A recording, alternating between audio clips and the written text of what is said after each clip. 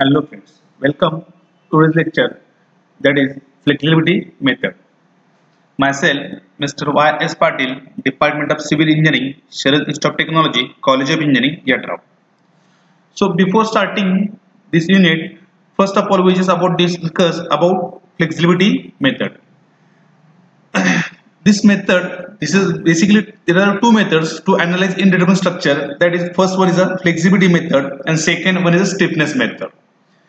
In this unit, we studied about flexibility method.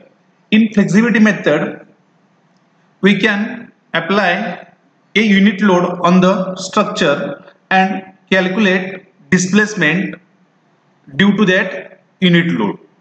And by form the matrix and solve the unknown forces, that is redundant forces. So let us see how to solve or how to form a flexibility matrix. Consider a cantilever beam with coordinate as shown in figure. This is a cantilever beam at support. One support is fixed and other is free. And at the free end, there are applied two forces. That is, first one is a unit load, point load, that vertically downward, that is coordinate number 1, and second one is a moment, that is coordinator number 2.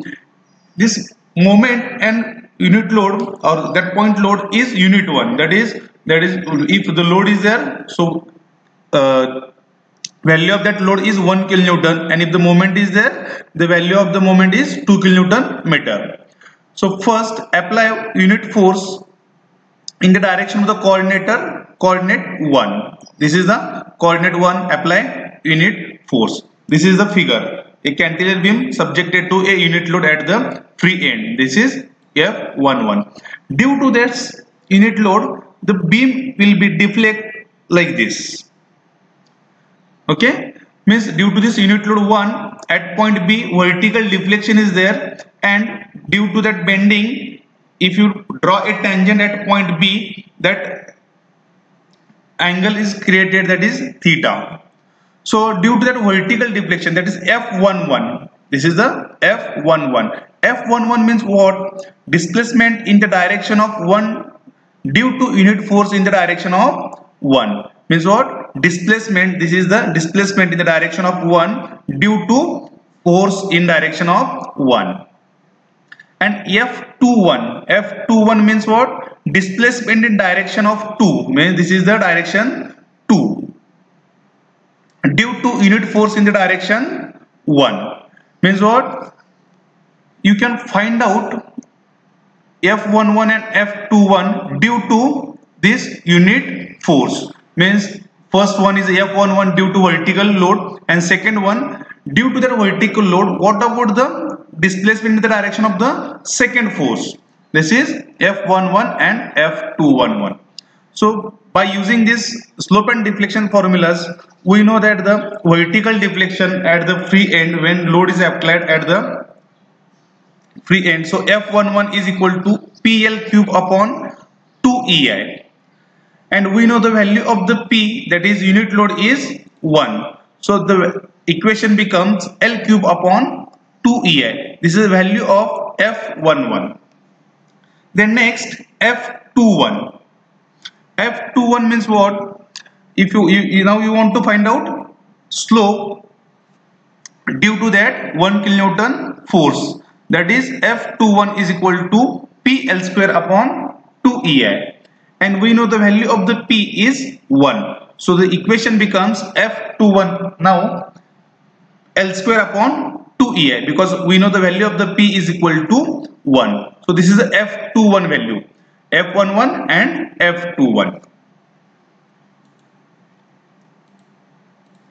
Then next, apply unit force. Now second coordinator is our moment. So apply unit moment in the direction of the coordinator 2. This is F2 is equal to now 1.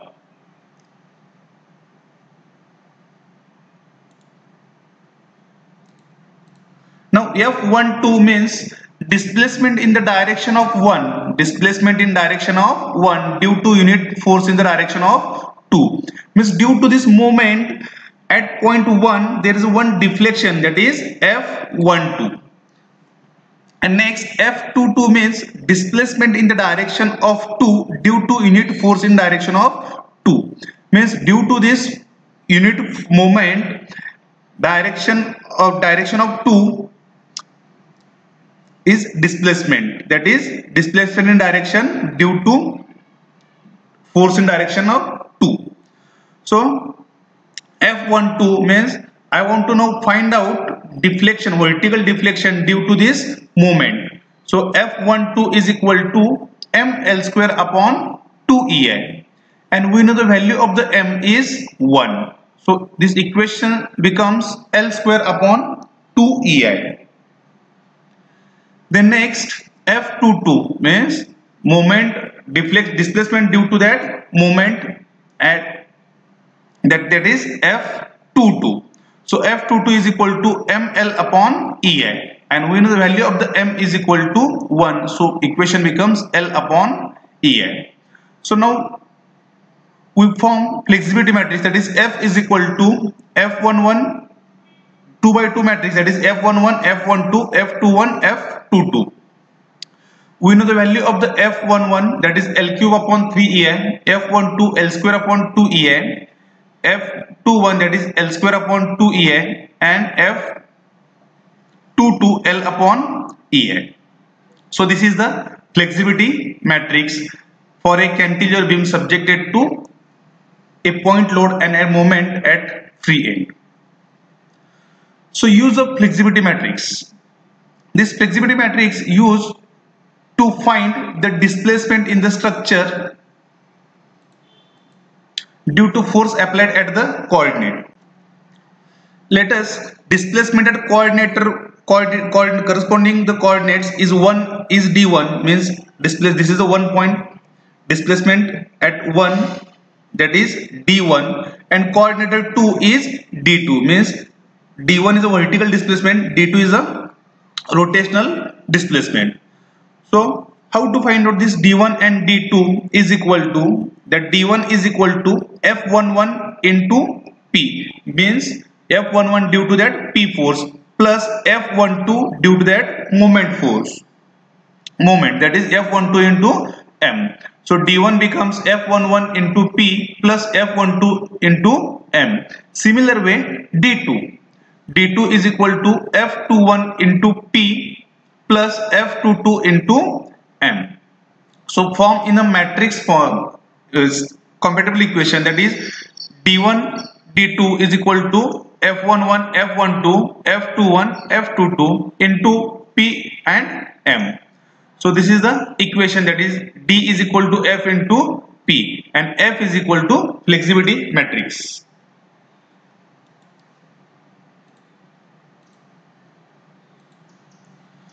So analysis of structure by flexibility method. So this is the equation for flexibility method. dr is equal to drl plus F into R. So let us see one by one, where matrix R is an unknown redundant reactions. Okay. So first, to generate matrix for redundant force, that is R matrix. How to calculate that R matrix, or how to generate that R matrix? First, calculate degree of static indeterminacy. How to calculate static indeterminacy? We know the number of equilibrium equation, that is 3 equilibrium equation. So static indeterminacy is equal to total number of reactions minus number of equilibrium equations. Then if you know the number of static indeterminacy, then choose redundant force. The next step is that form matrix for redundant force, that is R matrix, and the size of the matrix is degree of static indeterminacy into 1, that is 1 column matrix.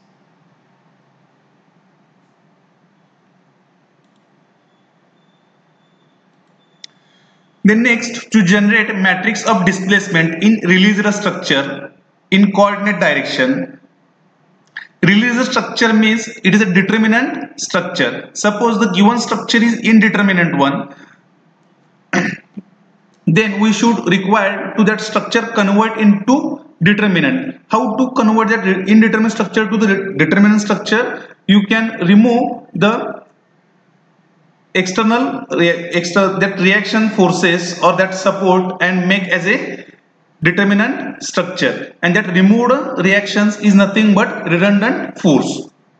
So remove the redundant force to get the determinant structure. Then calculate displacement in the direction, calculate displacement in determinant structure due to loading in the direction of the coordinate.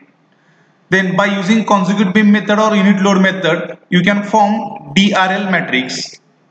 And the size of the DRL matrix is once again DS into 1, that is one column matrix. To generate, next step is flexibility matrix. Determine flexibility coefficient by applying redundant force successively to the redundant structure. The size of the matrix for flexibility matrix is ds by ds, means number of the statically indeterminacy is the size of the matrix. Then to generate matrix